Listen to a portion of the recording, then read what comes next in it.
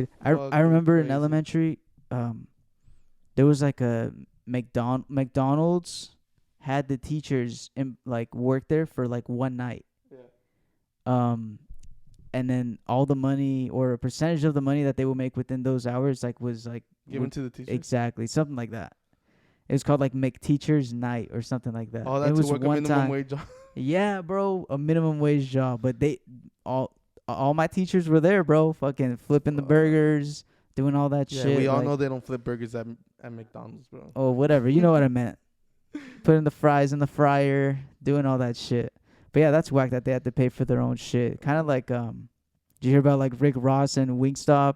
Yeah. How he's making his employees pay for like their own shit. So before we say it's Rick Ross, so Rick Ross owns a bunch of these things, right? I'm Yeah. assuming over 1,000. I've heard over 1,000. So yeah, they're Rick Rosses, but there's people in charge.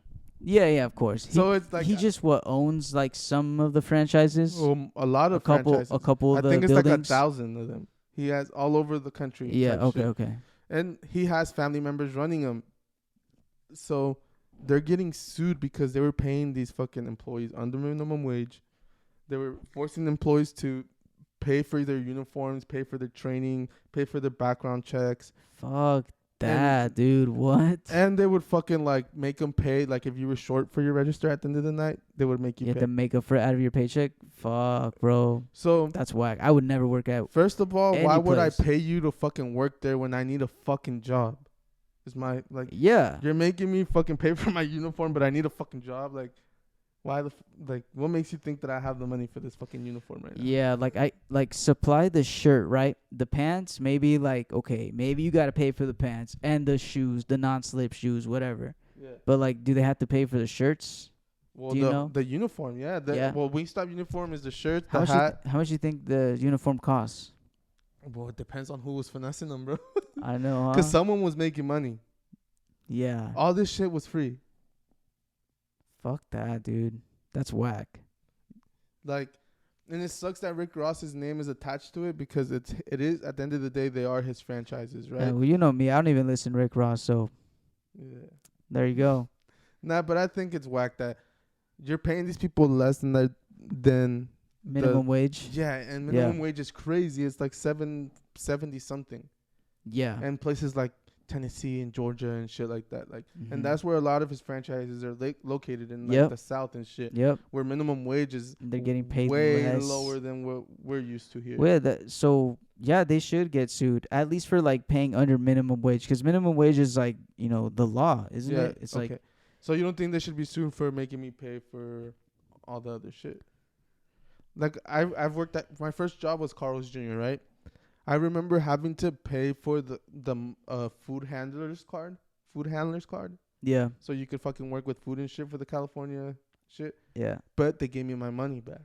I've worked in several restaurants, even back of the house. I've never got my food handler's card. Really? It was Never. like $35. I never. And you had to take a bullshit ass test. But every time that that we would get a new employee, usually they were Mexican, they didn't speak English and shit. Yeah. They would just pay me to take the test. You would just take it for them? I would just take it for them, and they would give me the money and give me money on top of it, just because they couldn't read. Yeah, so you just did it for them? Yeah. Not a bad gig. Nah, but they paid me, when you do that, the company pays you back for it. You get reimbursed. Yeah, these guys were getting forced to pay for this, their background check. Who needs a fucking background check to work at fucking Wingstop? I mean, you wouldn't want to just hire anybody to work at Why?